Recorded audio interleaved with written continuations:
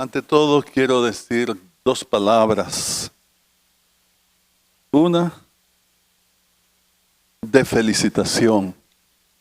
Felicitarles por su amor a la Santísima Virgen María.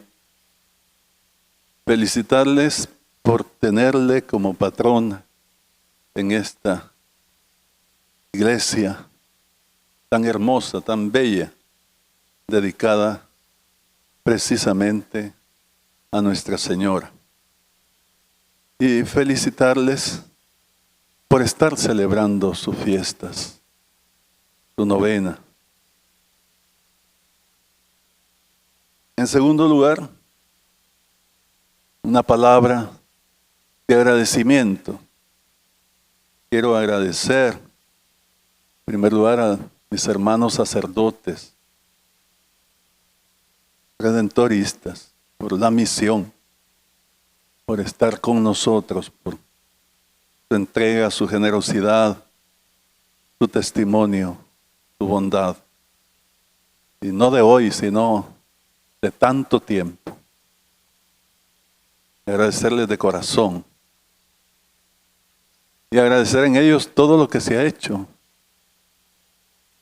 Estamos en este momento escribiendo una carta pastoral sobre la misión.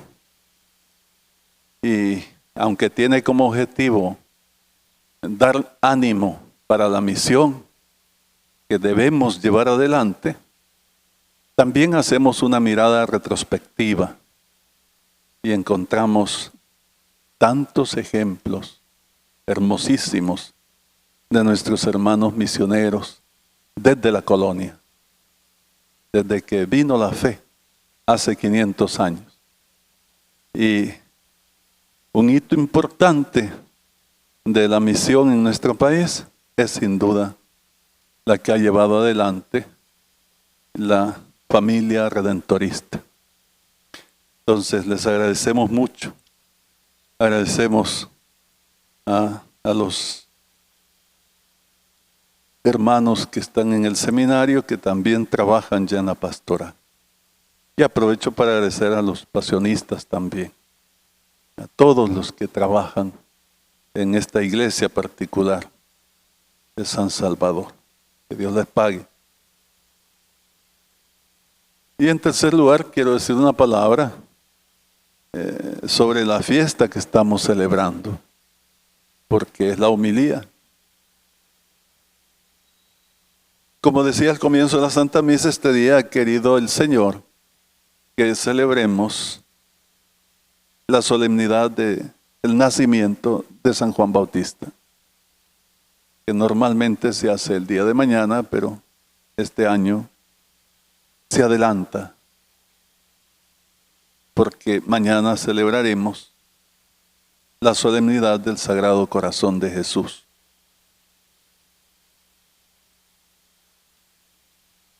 En verdad, la Iglesia solo celebra 3 nacimientos. El nacimiento de Jesús, naturalmente, la Navidad. Y también el nacimiento de la Santísima Virgen, el 8 de septiembre. 8 de diciembre es la concepción. Entonces, 9 meses después, 8 de septiembre, el nacimiento de María Santísima. Y la otra celebración del nacimiento es de San Juan Bautista, el 24 de junio, 6 meses antes de la Navidad de nuestro Señor Jesús. Porque así fue revelado por el ángel. Lo leemos en el capítulo 1 del Evangelio de San Lucas, cuando le anuncia el Señor, de parte del Señor, a María Santísima, que va a concebir un hijo por obra del Espíritu Santo, etc. Y le dice, ahí tienes a tu pariente Isabel, que ya está de 6 meses. Aunque estéril y de edad avanzada, porque para Dios nada es imposible. Entonces, quiere decir que a la distancia de 6 meses nace Jesús.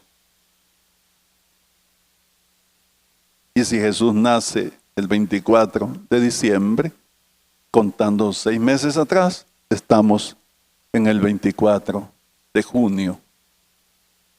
Bueno, pero para que la iglesia celebre con solemnidad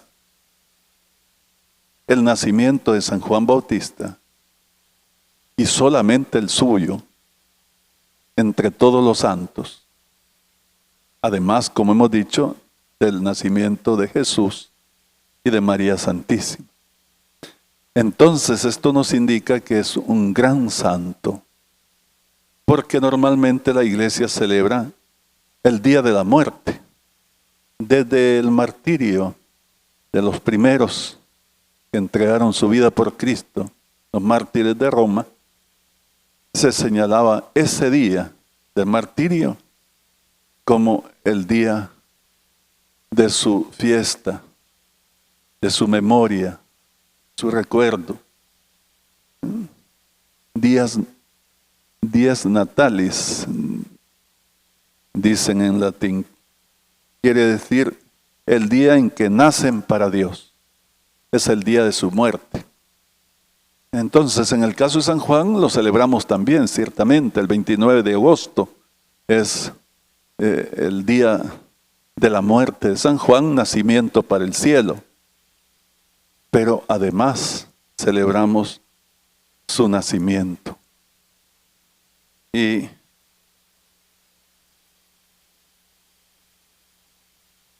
en la escena del Evangelio de hoy, llama la atención el nombre que van a dar al niño, porque a los 8 días después de su nacimiento había una ceremonia de la circuncisión y la imposición del nombre. Hay que decir que es hijo de Zacarías, que es sacerdote de la tribu de Leví.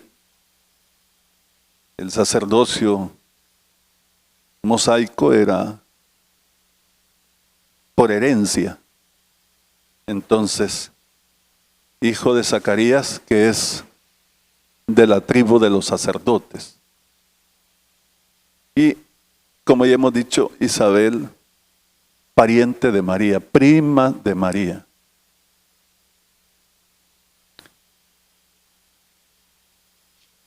Hay que imponer el nombre al niño. Y todos opinan que se llame como su padre, Zacarías. Es lo natural. Pero Isabel dice que no, que se llamará Juan. Le sorprende porque ninguno, le dicen, de tu familia se llama Juan.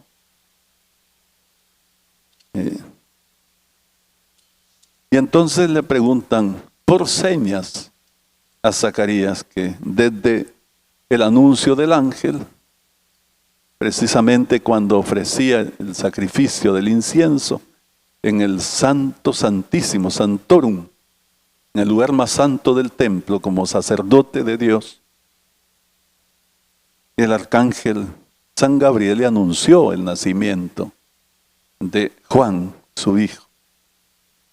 Pero Zacarías no creyó,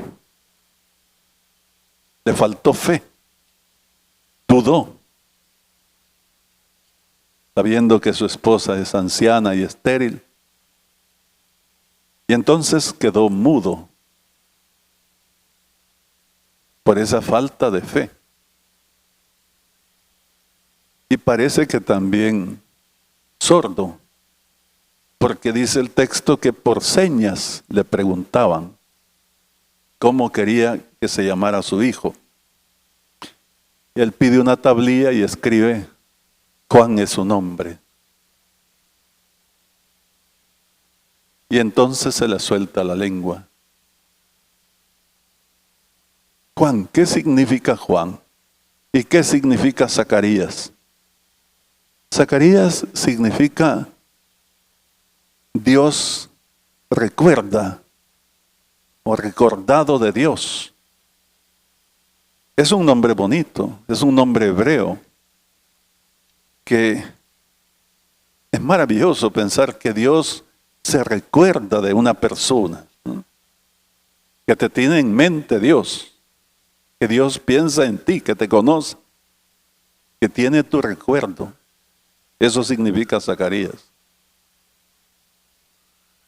Pero el nombre Juan significa más todavía. Significa Dios es misericordioso. Y eso es más importante. Contar con el amor de Dios, con su misericordia, con su salvación. Ya no solo ese recuerdo, sino que es la misericordia de Dios que se hace presente. Diríamos, Zacarías con su nombre está significando la relación de Dios con el antiguo pueblo de Israel, que le recuerda, que le protege. Pero Juan es más bien la inauguración del tiempo nuevo, el tiempo de salvación. Es la misericordia de Dios que nos visita para salvarnos. Y entonces no hay más discusión. Juan es su nombre. Pero nosotros le llamamos Juan Bautista. Juan Bautista es como un apodo, lo de Bautista. Sí, pero es la expresión de su misión.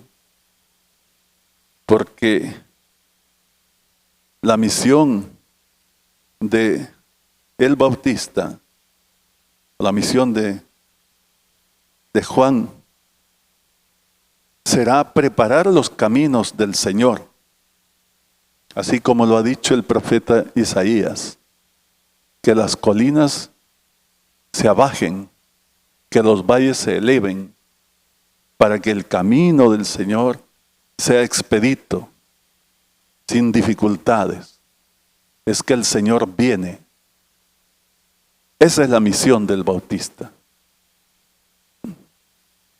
En tiempos antiguos se acostumbraba que cuando el rey iba a visitar una comarca, una ciudad, un pueblo, iba un pregonero anunciando que iba a venir su majestad, que todos supieran que iba a venir. Y es que la visita de rey a ese lugar, muchas veces, o casi siempre,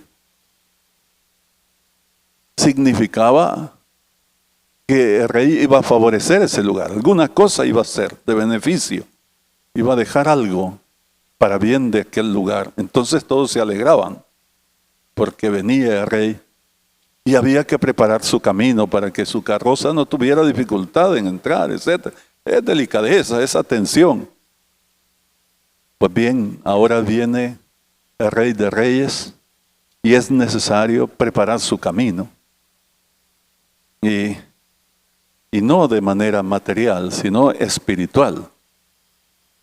Que los valles se levanten significa el cultivo de las virtudes.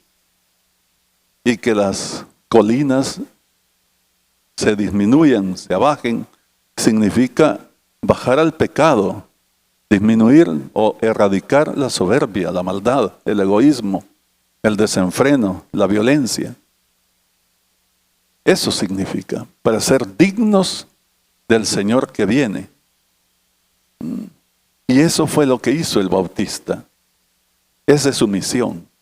Hemos escuchado hoy en la segunda lectura de los Hechos de los Apóstoles, en el capítulo 13, cómo el apóstol Pablo hablaba a los judíos de Juan el Bautista, que preparó la venida de Jesús, predicando a todo el pueblo de Israel con un bautismo de penitencia. Y hacia el final decía: yo no soy el que ustedes piensan, después de mí viene uno a quien no merezco desatarle las sandalias. Es la predicación de Juan.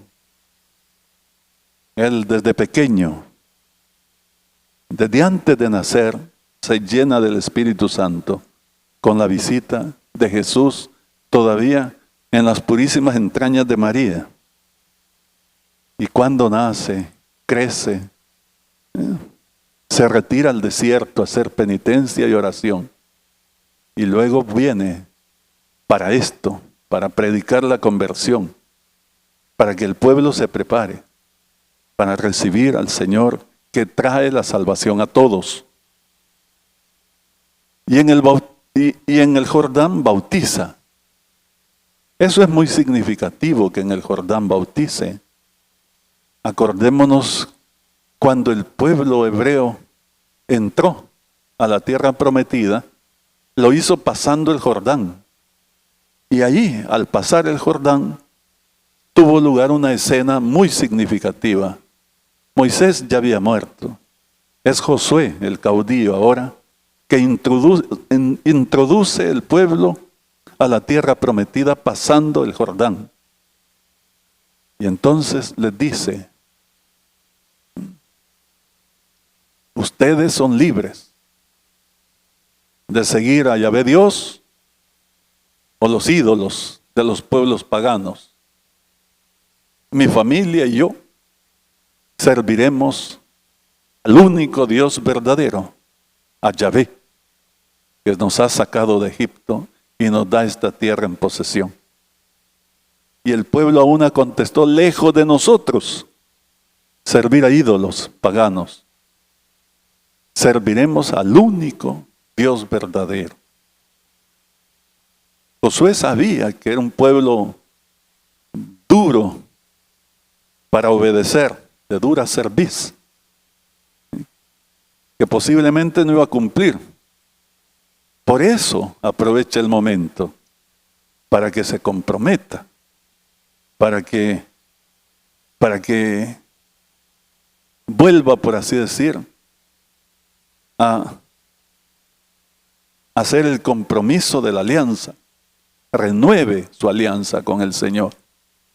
Y por eso coge agua del Jordán y lo bendice. Es un signo de compromiso, de cumplir la ley de Dios, de ser fieles a Dios. La esencia de la ley es la fidelidad. Yahvé Dios será el Dios del pueblo y el pueblo será el pueblo de Dios. Dios cumplió su promesa siempre, el pueblo no. Y en efecto, al pasar la historia, el pueblo cayó en infidelidades, tantas infidelidades. Tanto es así que se dividió en dos. Y el reino del norte ya ni siquiera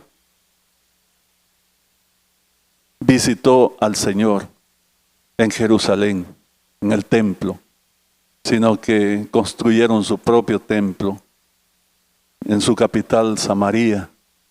Y esas 10 tribus cayeron en la idolatría de forma estrepitosa, diríamos. No solo con la malvada reina Jezabel, la esposa de Josías, que introdujo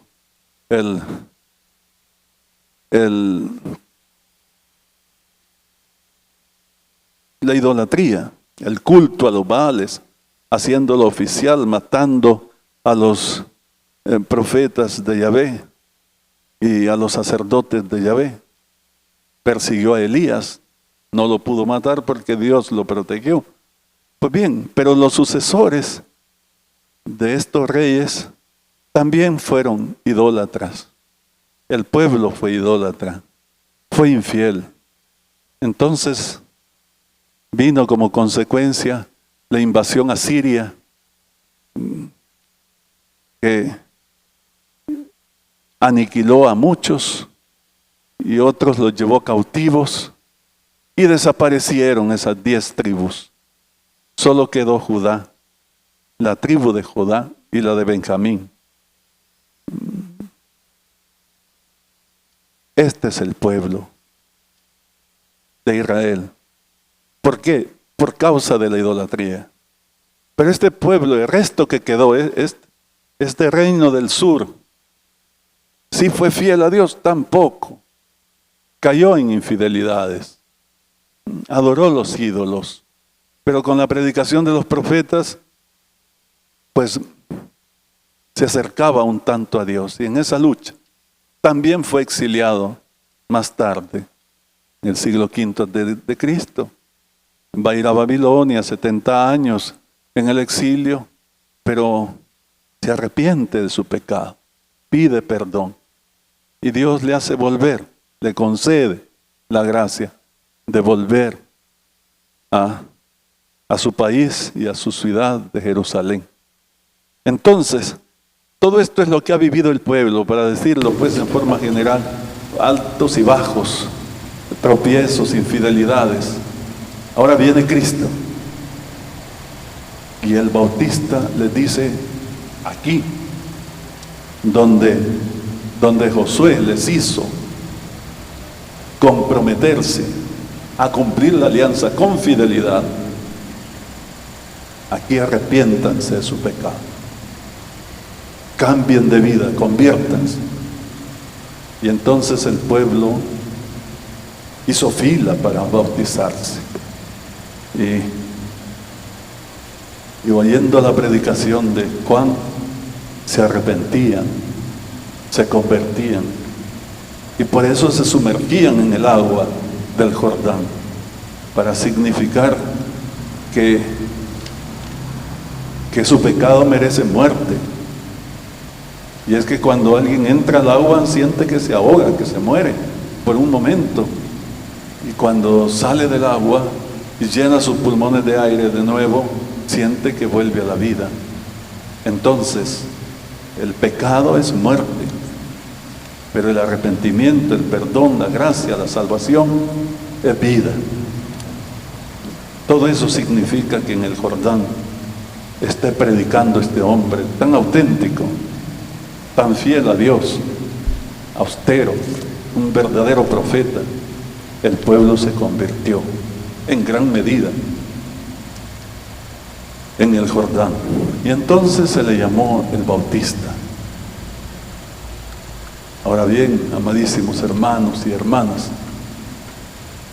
yo quiero invitarles a que esto que hemos dicho, estas pinceladas, para expresar una especie de semblanza de San Juan Bautista, que la apliquemos a nuestra propia vida. Nosotros también llevamos el nombre de Juan en algún sentido, porque somos objeto de la misericordia de Dios. Y todos tenemos la misión de Juan, llevar a nuestros hermanos al encuentro del Señor. Primero, dando testimonio de nuestra fe, como Él lo hizo, pero también anunciando a Cristo, invitando a las personas a que vayan con Cristo. No solo nosotros los sacerdotes, que por supuesto esa es nuestra función, esa es la misión que tenemos, pero también ustedes, todos los laicos, por su bautismo, son constituidos misioneros, apóstoles del Señor. Y debemos hacer este apostolado, comenzando por la propia familia. Esa es la misión de los papás, llevar sus hijos a Dios desde pequeños, y hasta los últimos momentos de su vida deberán cumplir con esta misión. Pero es la misión de los hermanos también, mutuamente. Es la misión de los esposos, uno para el otro. En fin, no solo en la familia, en el trabajo, en la escuela, en la calle, donde sea. Somos todos discípulos del Señor y misioneros suyos, como nos dijeron los obispos en Aparecida. Entonces, la figura de Juan el Bautista es un modelo a seguir. Es un modelo a seguir.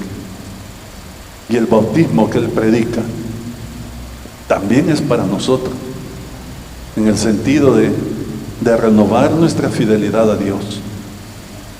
Nuestro bautismo no es el de Juan, el nuestro es el de Cristo, es verdad. Pero también el bautismo significa un morir al pecado y un vivir para Dios, una vida nueva. Entonces, la iglesia nos invita hoy a fijar la mirada en Juan el Bautista para imitarlo, para que también nosotros nos comprometamos con él y como él a ser fieles a Dios y nos vayamos con Cristo.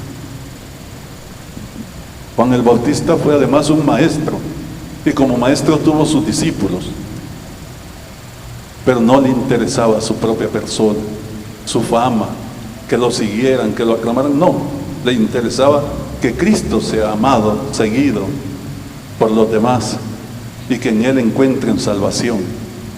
Por eso sus mismos discípulos, mostrándoles al Señor, les dice: Él es el Cordero que de verdad quita el pecado del mundo.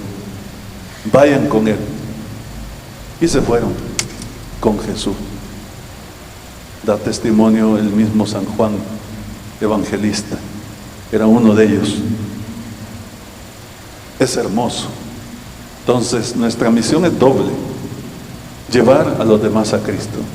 Sí, pero antes que eso, seguir a Cristo nosotros también, ser sus discípulos, para luego ser sus misioneros. Bien, pues eso quería decirles hoy, en este día grande, día especial de San Juan Bautista. Nos encomendamos a Dios por su intercesión y renovamos nuestro compromiso de fe, pidiéndole al Señor ser fieles. Y termino diciendo una palabra sobre la Santísima Virgen en esta maravillosa, diría yo, invocación o advocación de Nuestra Señora del Perpetuo Socorro.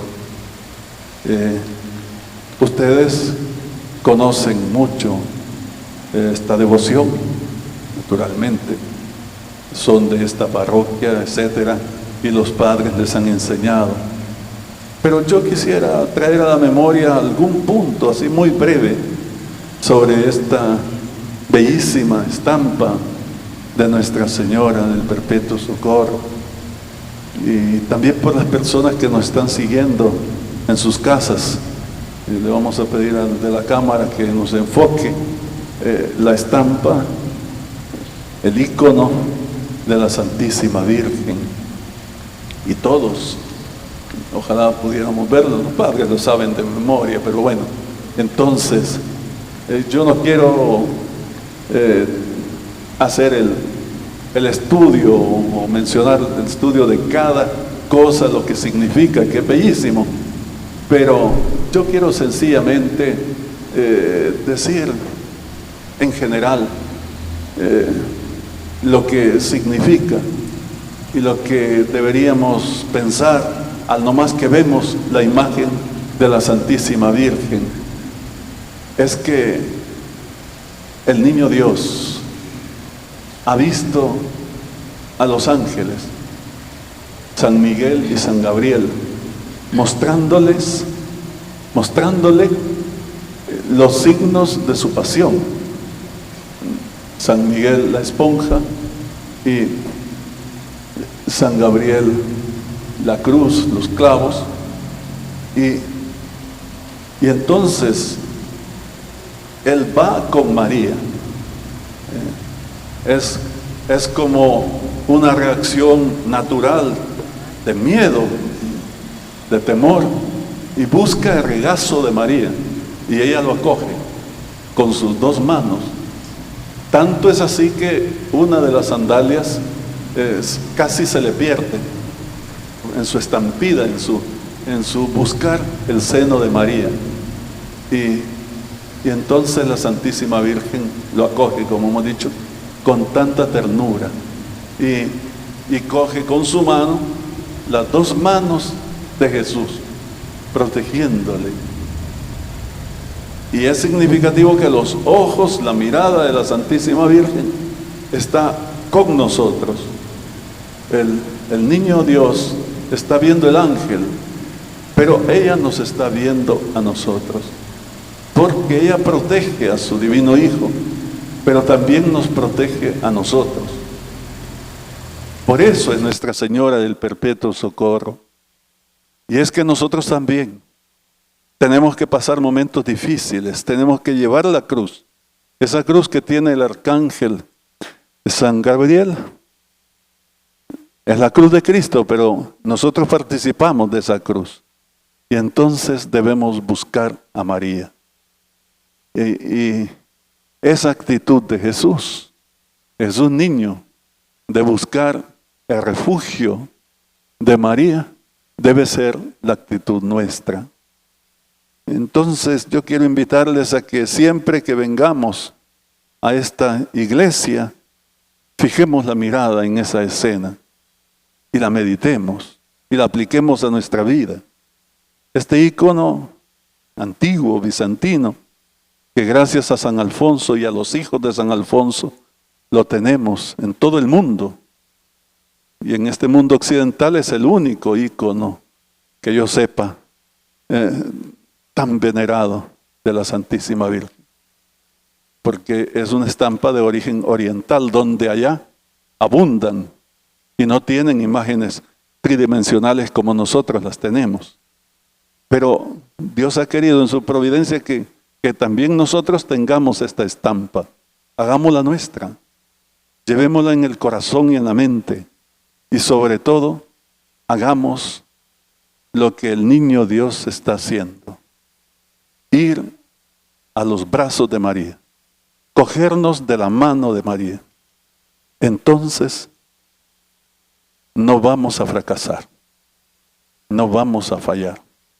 Porque ella nos ama, ella nos protege, ella es nuestra madre. Bendito sea Dios. Muchas gracias.